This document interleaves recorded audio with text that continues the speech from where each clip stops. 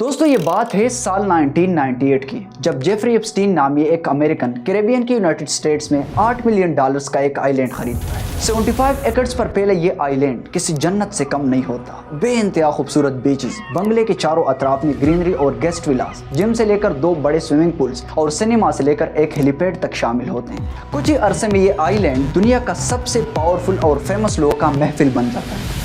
American president Donald Trump, former president bill Clinton, Britain के Prince Andrew और pop singer Michael Jackson जैसे बड़े बड़े सेलिब्रिटीज का इस आइलैंड पर आना जाना लगा रहता है। इन तमाम लोगों के लिए इस आइलैंड पर शानदार पार्टियां ऑर्गेनाइज की जाती है, लेकिन इन पार्टीज के पीछे की डार्क रियलिटी आप जानकर दंग रह जाएंगे। 12 से 14 साल उम्र की लड़कियों की इस आइलैंड पर ट्रैफिकिंग की जाती थी और फिर उन्हें मुख्तलिफ पार्टीज में जबरदस्ती सेक्सुअली अब्यूज किए जाते थे। हैरानी की बात यह थी कि ये गर्ल्स इस आइलैंड पर अपनी मर्जी से नहीं आती थी, बल्कि इन्हें मसाज जॉब का बहाना देकर इस आइलैंड पर लाए जाते थे। आइलैंड के चारों अतराफ में समंदर है, इसलिए जो भी लड़की एक बार इस आइलैंड पर आ जाती उसका वापस जाना ऑलमोस्ट इम्पॉसिबल हो जाता। कई साल तक लगातार इस आइलैंड पर यह जुल्म होता रहता है।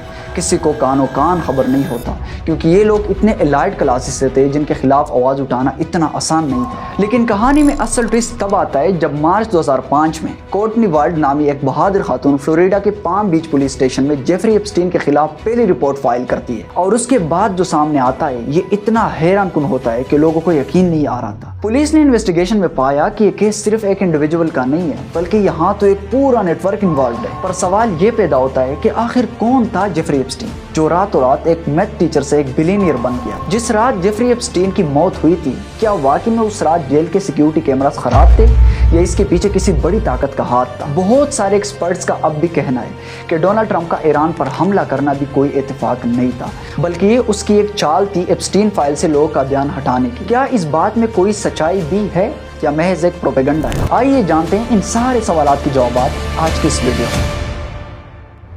दोस्तों, जेफरी एप्स्टीन न्यूयॉर्क के डेल्टन स्कूल में मैथमेटिक्स का एक मामूली टीचर होता है, लेकिन वहां उसकी पहचान बनती है बेयर स्टर्न्स के सीईओ एलन ग्रीनबर्ग से। बेयर स्टर्न्स अमेरिका की एक फाइनेंस कंपनी थी जो बड़े बड़े बिलियनर्स का पैसा मार्केट में इन्वेस्ट करती थी ताकि उनका वेल्थ बढ़ाया जा सके। जेफरी एप्स्टीन टीचर तो थे, लेकिन वो एक डिग्री होल्डर नहीं थे, इसलिए मुख्तलिफ इतराजात की बुनियाद पर कुछ साल बाद उन्हें डेल्टन स्कूल से निकाल दिया जाता है, जिसके बाद एलन ग्रीनबर्ग उसे बेयर स्टर्न्स में जॉब ऑफर करते हैं। साल 1976 में वो बेयर स्टर्न्स ज्वाइन करते हैं और सिर्फ कुछ ही अरसे में वो फिल्म के ऑप्शन ट्रेडिंग डिपार्टमेंट तक पहुंच जाता है, जहां हाई रिस्क और high reward financial deals handle की जाती थी। बेयर स्टर्न्स का हेडक्वार्टर चूंकि वॉल स्ट्रीट के फाइनेंशियल सर्कल में था, इसलिए एप्स्टीन को सिर्फ ट्रेडिंग का ही नहीं बल्कि अमेरिका के अपर क्लास और अल्ट्रा वेल्थी लोगों तक डायरेक्ट एक्सेस भी मिल जाता है। वॉल स्ट्रीट न्यूयॉर्क के फाइनेंशियल डिस्ट्रिक्ट में वाक़िया है, जिसे दुनिया का सबसे पावरफुल और फाइनेंशियल इंस्टीट्यूशंस का मार्कज भी माना जाता है। यहाँ इन्वेस्टमेंट बैंक से लेकर हेज फंड्स तक का पैसा सर्कुलेट होता है और इसी फाइनेंशियल हब से ग्लोबल इकोनॉमी के बहुत से अहम फैसले शेप होते हैं। जेफरी एप्स्टीन बैंक के सबसे अमीर क्लाइंट जैसा कि सिग्राम के प्रेसिडेंट और एडगर ब्रॉडमैन जैसे लोग को टैक्स बचाने के स्ट्रेटेजीज बताते रहते थे, लेकिन साल 1991 में रेगुलेशन डी वायोलेशन की वजह से एप्स्टीन को बेयर स्टर्न्स से निकाल दिया जाता है, जिसके बाद एप्स्टीन खुद का एक वेल्थ मैनेजमेंट फर्म बना लेता है जिसका नाम था एप्स्टीन एंड को। अब चूंकि वॉल स्ट्रीट के क्लाइंट्स का माइंडसेट और फाइनेंस वर्ल्ड का पूरा गेम वो ऑलरेडी बेयर स्टर्न्स में ही जान चुका था, इसलिए उसका ये बिजनेस स्टार्ट से ही बहुत ज्यादा कामयाब हो जाता है। लेस्ली वेग्जनर और लियोन ब्लैक जैसे बड़े बिलियनियर्स एक ही टाइम पर उसकी कंपनी में मिलियंस ऑफ डॉलर इन्वेस्ट करते हैं, जहां से उसकी कंपनी लाखों डॉलर की कमीशन कमा लेती है और इसी तरह वो वॉल स्ट्रीट का इनसाइडर बन जाता है।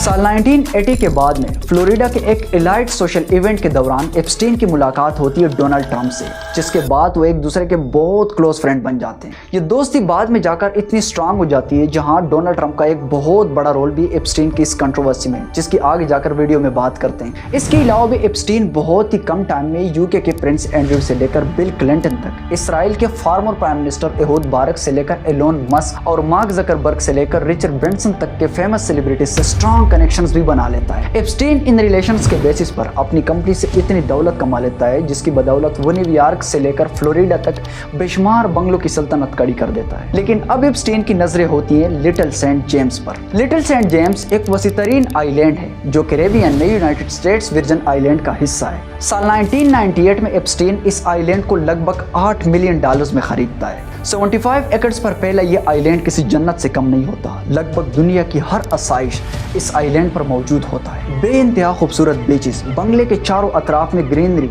गेस्ट विला, जिम से लेकर 2 बड़े स्विमिंग पूल्स और सिनेमा से लेकर एक हेलीपैड तक शामिल होते हैं। लेकिन दोस्तों यहाँ जो काम होता है ये सुनकर आप दंग रह जाएंगे। 12 से 17 साल उम्र की लड़कियों की इस आइलैंड पर ट्रैफिकिंग की जाती थी और फिर उन्हें एप्स्टीन और उसके बिलियनियर्स दोस्त मुख्तलिफ पार्टीज में सेक्सुअली अब्यूज करते थे। हैरान कर देने वाली बात ये थी कि ये गर्ल्स इस आइलैंड पर इस काम के लिए अपनी मर्जी से नहीं आती थी, बल्कि एप्स्टीन की गर्लफ्रेंड गिलेन मैक्सवेल उन्हें फेक जॉब या मसाज का झांसा देकर इस आइलैंड पर ले आती थी और एप्स्टीन के हवाले करती थी। गिलेन मैक्सवेल एक powerful British media tycoon Robert Maxwell की बेटी और जेफरी एप्स्टीन की गर्लफ्रेंड थी, जो एप्स्टीन के लिए गर्ल्स रिक्रूट करती थी। अफसोसनाक बात यह थी कि चूंकि इस आइलैंड के चारों अतराफ में समंदर है, इसलिए कोई लड़की चाहकर भी यहाँ से भाग नहीं पाती थी।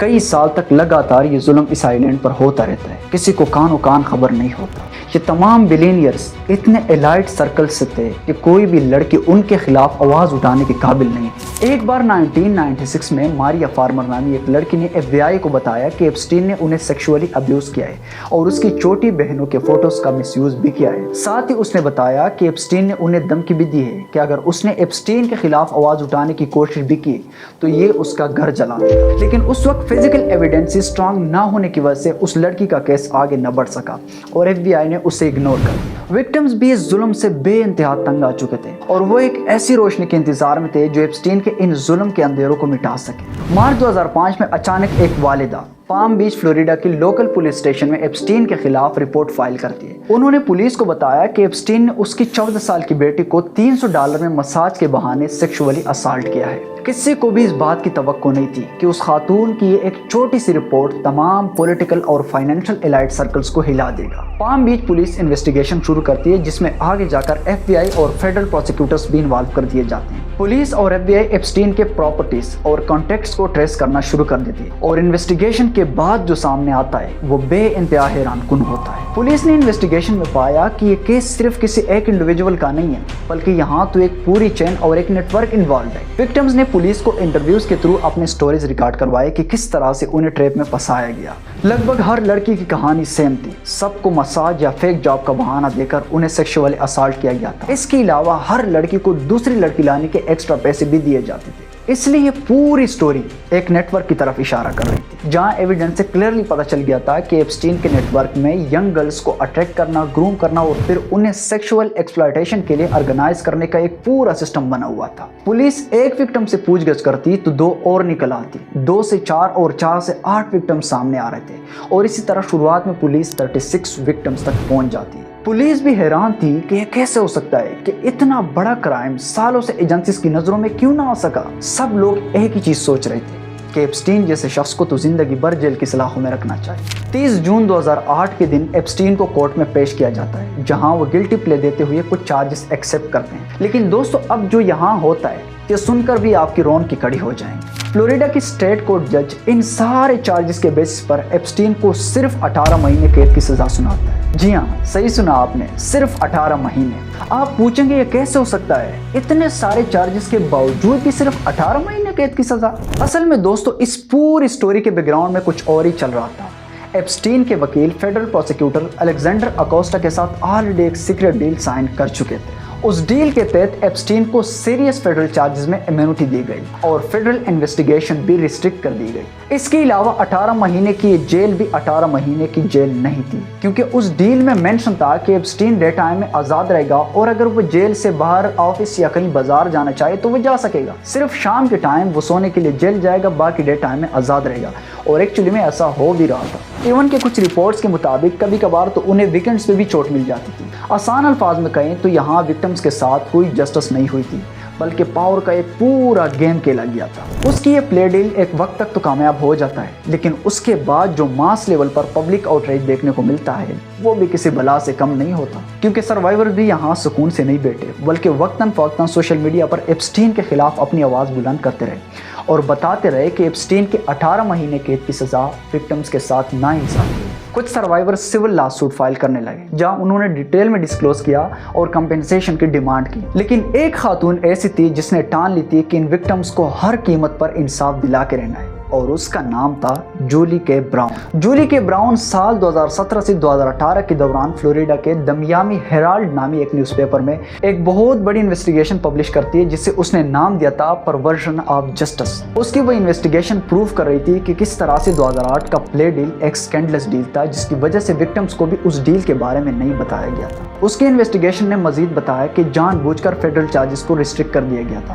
جو تھیوریٹیکلی ایپسٹین کو لائف سینٹینس تک بھی لے جا سکتی تھی، لیکن کورٹ نے اس چیز کو اگنور کر دیا۔ جولی کے براؤن کی انویسٹیگیشن جب عوام نے پڑھی تو ایک بار پھر سے وہ ڈیل پبلک آؤٹریج کا سنٹر بن گیا۔ اس انویسٹیگیشن نے لوگوں اور لیگل ایکسپرٹس پر 2019 تک پریشر بنائے رکھا کہ اس کیس کو دوبارہ ریکنسیڈر کیا جائے۔ فائنلی سال 2019 کے شروع میں فلوریڈا کے ایک فیڈرل جج ڈیسائیڈ کرتے ہیں کہ ایپسٹین کے 2008 کے پلے ڈیل میں وکٹم سے کنسلٹ نہیں کی گئی تھی، اس لیے وہ ڈیل انلیگل پروسیس کا حصہ ہے جو کرائم وکٹمز رائٹ کے اگینسٹ ہے۔ اس جج کے اس رولنگ پر کورٹ میں لیگل موشن فائل ہوتا ہے جس پر فیڈرل اتھارٹیز کو کیس دوبارہ ری اوپن کرنا پڑے گا۔ 6 جولائی 2019 کے دن ایپسٹین کو ایک بار پھر سے FBI فیڈرل سیکس ٹریفکنگ کے چارجز میں اریسٹ کرتی ہے۔ صرف 2 دن بعد 8 جولائی 2019 کے دن ایپسٹین کی جج کے سامنے انیشل فیڈرل کورٹ اپیرنس ہوتا ہے۔ اس بار ایپسٹین ناٹ گلٹی پلے دیتا ہے اور اس پر لگائے گئے چارجز کو اگلے ٹرائل میں چیلنج کرنے کی ریکویسٹ کرتا ہے۔ آپ سوچیں گے جب 2008 میں ایک بار اس نے گلٹی پلے دیا تھا تو اس بار ڈینائی کیسے کر سکتا ہے؟ کیا جج نے اسے بتایا نہیں کہ بھائی آپ تو آلریڈی کرمنل پروف ہو چکے ہیں، تو پھر آپ کون ہوتے ہیں ناٹ گلٹی پلے دینے والے؟ اصل میں دوستو ہر کورٹ میں innocent until proven guilty نامی ایک فنڈامنٹل پرنسپل ہوتا ہے۔ اس پرنسپل کے ذریعے کسی بھی اکیوزڈ کو یہ رائٹ ہوتی ہے کہ جب تک وہ چاہے ناٹ گلٹی پلے دے سکتا ہے۔ بس اس سے یہ ہوگا کہ اکیوزڈ کا اپنا کیس ٹرائل پروسیس میں رہے گا اور اسے کورٹ میں جج کے سامنے بار بار پیش ہونا پڑے گا جب تک وہ یا تو innocent پروف نہیں ہوتا یا پھر چارجز ایکسیپٹ نہیں کرتا۔ اس لیے اس دن جب ایپسٹین نے کورٹ میں ناٹ گلٹی پلے دی تو جج نے اس کا کیس ٹرائل کے لیے شیڈول کر دیا اور ایپسٹین کو ڈیٹینشن میں رکھنے کو کہا گیا۔ بیل دینے کے بجائے ڈیٹینشن میں کیوں رکھا گیا؟ اس کے پیچھے کئی لیگل ریزنز تھے۔ پہلی ریزن تو یہ تھی کہ ایپسٹین پر ایکسٹریملی سیریس چارجز تھے تو اس سچویشن میں بیل ملنا بہت ریئر ہوتا ہے۔ دوسری ریزن یہ تھی کہ ایپسٹین چونکہ بہت زیادہ ویلتھی اور گلوبلی کنیکٹڈ تھا، اس لیے پروسیکیوٹرز نے کہا کہ بیل کی صورت میں یہ اگلی ٹرائل سے پہلے ملک سے بھاگ بھی سکتا ہے۔ اس کے علاوہ بھی چھوٹے موٹے ریزنز تھے جیسے پبلک سیفٹی کنسرنز وغیرہ۔ ایپسٹین جیل میں ہوتا ہے، عوام اور وکٹمز اس چیز کے انتظار میں ہوتے ہیں کہ نہ جانے کب ایپسٹین گلٹی پلے دے گا اور انہیں سزا سنائی جائے گی، لیکن شاید لوگ اس بات سے انجان تھے کہ یہی تو ایپسٹین کی زندگی کا لاسٹ چیپٹر ثابت ہونے والا ہے۔ 10 اگست 2019 کی صبح ایپسٹین اپنے جیل سیل میں مردہ پایا جاتا ہے۔ Jeffrey Epstein has died by suicide in his jail cell. Reports نے بتایا کہ ایپسٹین نے اپنے بیڈ شیٹ سے رسی بنا کر خود کو ہینگ کیا تھا۔ نیو یارک کی medical examiner post mortem report میں اس کی ڈیتھ کو سوسائڈ بائی ہینگنگ قرار دیتا ہے، جس کے بعد پبلک میں کنسپیریسی تھیوریز کا ایک طوفان برپا ہو جاتا ہے۔ لیکن دوستو ایپسٹین کے نیک اور ہیوڈ بون میں ملٹیپل فریکچرز تھے اور باڈی پہ انجری کے نشانات بھی تھے، اس لیے ایپسٹین کے بھائی کو یہ شک تھا کہ شاید ایپسٹین نے سوسائڈ نہیں کیے بلکہ اسے خاموش کرایا گیا ہے تاکہ وہ سچ نہ اگل سکے۔ ایپسٹین کا بھائی پوسٹ مارٹم کی اس رپورٹ کو چیلنج کرنے کے لیے اپنا ایک فورینزک پیتھولوجسٹ ہائر کرتا ہے جس کا نام تھا مائیکل بیڈن۔ مائیکل بیڈن پوسٹ مارٹم کی اس رولنگ کو چیلنج کرتا ہے کہ اگر ایپسٹین نے خود ہی اپنے آپ کو ہینگ کیا تھا تو پھر اس کی باڈی پہ یہ انجری کے نشانات اور اتنے ڈیپ فریکچرز کہاں سے آئے؟ Injuries to the neck with fractures of the hyoid bone, the thyroid cartilage, 3 different fractures, and the petechial hemorrhages in the eyes that we saw in the diagram were such that they were crushing injuries rather than hanging injuries. Michael Baden نے ہر طرح سے rolling کو challenge کرنے کی کوشش کی لیکن آفیشیل رولنگ کے ایویڈنسز کئی گنا اسٹرانگ تھے، اس لیے آفیشیل میڈیکل ایگزامینر کی رولنگ ہی مینٹین رہی۔ دوسری طرف عوام نے کہا کہ پھر اس رات گارڈز کیا کر رہے تھے جب ایپسٹین سوسائڈ کر رہا تھا؟ اس پر انویسٹیگیشن آفیسرز نے بتایا کہ نیند کے مارے گارڈز ریگولر چیک نہیں کر رہے تھے کیونکہ لاگڈ میں چیک لکھ دیا گیا تھا جبکہ اصل میں وہ چیک ہوا ہی نہیں تھا۔ پھر جب عوام نے CCTV فوٹیج مانگنا شروع کیا تو یہاں بھی آفیسرز نے بتایا کہ اس رات سیل کے اندر ٹیکنیکل ملٹی فنکشن کی وجہ سے کیمراز کچھ ریکارڈ نہیں کر پائے، اس لیے ہمارے پاس کوئی CCTV فوٹیج موجود نہیں، اور یہ چیز عوام کے ذہنوں میں مزید شک و شبہات پیدا کر گئے کہ بھلا یہ کیسے ہو سکتا ہے کہ گارڈز بھی سوئے تھے، جیل سیل کا کیمرہ بھی کام نہیں کر رہا تھا اور بندہ بھی لٹک کے مر گیا۔ ایک بار اگست 2019 میں ڈونلڈ ٹرمپ نے ایک فیمس کمیڈین ٹیرنس کے ولیمز کا ایک پوسٹ ریٹویٹ کیا تھا جس میں لکھا تھا کہ ایپسٹین کے پاس بل کلنٹن کے اگینسٹ سیکرٹ انفارمیشن تھی، اس لیے اسے مار دیا گیا ہے، اور ایک طرح سے وہ ٹویٹ انڈائریکٹلی یہی کہنا چاہ رہا تھا کہ ایپسٹین کو بل کلنٹن نے ہی قتل کروایا ہے۔ جولائی 2025 میں FBI ایک CCTV فوٹیج ریلیز کرتی ہے تاکہ آفیشیل نیریٹو کو ری انفورس کیا جا سکے کہ ایپسٹین کی ڈیتھ جیل سیل میں سوسائڈ کی وجہ سے ہی ہوئی تھی، لیکن جب پبلک نے وہ فوٹیج اینالائز کرنے کی کوشش کی تو پتہ چلا کہ تقریباً 2 منٹ اور 53 سیکنڈز کا سیگمنٹ بیچ میں مسنگ تھا اور ویڈیو ایک طرح سے موڈیفائڈ لگ رہی تھی۔ ایپسٹین کی موت کے بعد اس کے خلاف کرمنل چارجز پرسو کرنا ممکن نہیں تھے، اس لیے ایک جج نے 29 اگست 2019 کو ایپسٹین کے سارے کرمنل چارجز ڈسمس کر دیے۔ اب دوستو ایپسٹین تو مر چکا تھا، لیکن اس کی وہ long term associate Ghislaine Maxwell ابھی بھی آزاد گھوم رہی تھی۔ گلین میکسویل ایپسٹین کی گرل فرینڈ اور اس پورے نیٹ ورک کی سہولت کار تھی، اور وہی ایپسٹین کے لیے گرلز ریکروٹ کرتی تھی۔ میکسویل اسکولز اور کالجز کے باہر لڑکیوں کو فیک جابز یا مساج کا جھانسا دے کر ایپسٹین کے آئی لینڈ لے جاتی تھی، جہاں ایپسٹین اور اس کے بلینئرز فرینڈز انہیں سیکشولی اسالٹ کرتے تھے۔ 2015 سے 2016 تک کے دوران جب سول لا سوٹ فائل ہو رہے تھے تو میکسیمم وکٹمز بار بار میکسویل کا نام لے رہے تھے۔ ورجینیا جیفری اور کئی وکٹمز نے اپنے لیگل فیلنگز میں بتایا کہ میکسویل نے ہی انہیں ریکروٹ اینڈ گروم کیا تھا، جس کی وجہ سے وہ ایپسٹین کے شکار بن گئے۔ Kind of worked like a pyramid scheme. Ghislaine brought me in. I brought other girls in. Those girls brought other girls in. ان سارے چارجز کے بیسس پر 28 جون 2022 کو نیویارک کورٹ گلین میکسویل کو 20 سال قید کی سزا سناتی ہے۔ کورٹ کی اس فیصلے پر بھی میکسویل اگین فائل اپیل کرنے کی کوشش کرتی ہے، لیکن جب کیس US سپریم کورٹ پہنچا تو انہوں نے اپیل سننے سے انکار کر دیا۔ گلین میکسویل اس وقت امریکہ کے FPC نامی ایک جیل میں 20 سال قید کی سزا کاٹ رہی ہے۔ ایپسٹین کی موت کے بعد پبلک میں سب سے بڑی کنٹروورسی اس کے کیس فائلز کو لے کر بنی، جسے ایپسٹین فائلز کہتے ہیں۔ لوگ کیوریس تھے کہ آخر ایپسٹین کی ان کرائمز میں اور نہ جانے کون کون انوالو ہوں گے، اس لیے سب ایک ہی ڈیمانڈ کر رہے تھے کہ اب ہر قیمت پر ڈپارٹمنٹ آف جسٹس کو ایپسٹین فائلز پبلک کرنی ہی ہوں گی۔ گورنمنٹ پر پبلک کی طرف سے بار بار پریشر ڈالا جا رہا تھا کہ جتنا جلد ہو سکے تمام فائل ریلیز کر دیے جائیں۔ 2024 کے پریزیڈنشل الیکشنز کے دوران ڈونلڈ ٹرمپ نے عوام سے وعدہ کیا تھا کہ جب وہ پریزیڈنٹ بنیں گے تو ایپسٹین فائلز پبلک کرنے کا حکم دیں گے، لیکن جب وہ خود پریزیڈنٹ بنے تو جانتے ہو اس نے کیا کہا؟ اس نے کہا کہ اب یہ ایک بورنگ مدعا بن چکا ہے، اس لیے اس پہ مزید اسپیکولیشن کرنے کا کوئی فائدہ نہیں۔ But I don't understand why the Jeffrey Epstein case would be of interest to anybody. It's pretty boring stuff. It's sordid, but it's boring. And I don't understand why it keeps going. In Times میں بھی بہت سارے لوگوں کا کہنا تھا کہ Trump خود ایپسٹین کے ساتھ ان کرائمز میں انوالو ہے، اس لیے وہ ان فائلز کو جان بوجھ کر ریلیز نہیں کرنا چاہتے، اور اس طرح پبلک پریشر مزید بڑھتا گیا۔ 15 جولائی 2025 کے دن US Congress Epstein file transparency act pass کرتے ہیں۔ اس لا کے تحت ڈپارٹمنٹ آف جسٹس کو حکم دیا گیا کہ 19 دسمبر 2025 تک تمام ریلیونٹ ڈاکومنٹس پبلک کیے جائیں۔ پبلک پریشر اتنا بڑھ گیا تھا کہ 100 آف اٹارنیز، ایجنٹس اور سٹاف ملینز آف پیجز کو پیج بائی پیج ریویو کرنا شروع کر دیتے ہیں۔ الیکٹرانک سرچز کیے جاتے تاکہ فائل جلد پبلک کیے جا سکے۔ تمام لوگ اس چیز کے انتظار میں تھے کہ جب یہ فائلز ریلیز ہوں گی تو نہ جانے کیا کیا چیزیں اور کن کن لوگوں کے نام اس میں شامل ہوں گے۔ یہ کیس چونکہ اتنا بڑا اور لمبا چلا تھا، اس لیے ڈیڈ لائن تک تمام فائلز ریلیز کرنا پاسبل تو نہیں تھے، لیکن جسٹس ڈپارٹمنٹ نے 19 دسمبر 2025 کو پہلے بیچ میں 3965 فائلز پبلک کیے، اور پھر جو عوام نے ان فائلز میں دیکھا یہ اتنا شاکنگ تھا کہ لوگوں کو یقین نہیں آ رہا تھا۔ بے شمار ای میلز، ویڈیو ریکارڈز، کون کون ایپسٹین کے آئی لینڈ جاتے رہے، کون کون ایپسٹین سے کانٹیکٹ میں تھے، اور بھی نہ جانے کیا کیا۔ لیکن اگین ان فائلز میں سب سے کنٹروورشل چیز یہ بنی کہ زیادہ تر ڈاکومنٹس میں کچھ مخصوص جگہوں پر بلیک مارکر سے نیمز، ڈیٹس وغیرہ ہائڈ کیے گئے تھے، جس کی وجہ سے اسے سمجھنا مشکل تھا، اور اس نے مزید سوالات کو جنم دیا۔ پریزیڈنٹ کے سپورٹرز اور اپوننٹس دونوں نے ڈاکومنٹس کے رول آؤٹ کی کرٹیک کی۔ لوگوں نے کہا کہ جب ٹرانسپیرنسی کا وعدہ کیا گیا تھا تو پھر ڈاکومنٹس میں اتنی سسپیشس ریڈکشن کیوں ہوئی ہے؟ اس پر ڈپارٹمنٹ آف جسٹس نے بتایا کہ لا کے مطابق وکٹمز کی آئیڈینٹی اور ایکٹیو انویسٹیگیشن سے ریلیٹڈ انفو ہائڈ کرنا ضروری تھا، اس لیے ہمیں یہ کرنا پڑا۔ اگلے مہینے 30 جنوری 2026 کے دن ڈپارٹمنٹ آف جسٹس فائلز کا نیو بیچ پبلک کرتی ہے۔ یہ اتنے زیادہ فائلز ہے کہ سارے فائلز پڑھنا آلموسٹ لوگوں کے لیے امپاسبل ہے۔ 3 ملین سے زیادہ ڈاکومنٹس، 1,80,000 سے زیادہ امیجز، 2,000 سے زیادہ ویڈیوز اور 8,000 فائلز شامل ہیں۔ ان فائلز میں انویسٹیگیشن سے ریلیٹڈ تمام مٹیریل شامل ہے جو سالوں سے بند الماریوں میں قید تھے۔ एप्स्टीन के सर्च वारंट से लेकर ईमेल्स तक, फ्लाइट लॉग से लेकर कोर्ट रिकॉर्ड्स और पब्लिक के अनवेटेड टिप्स से लेकर FBI कंप्लेंट्स तक सब शामिल है। एप्स्टीन किस किस से कांटेक्ट में था,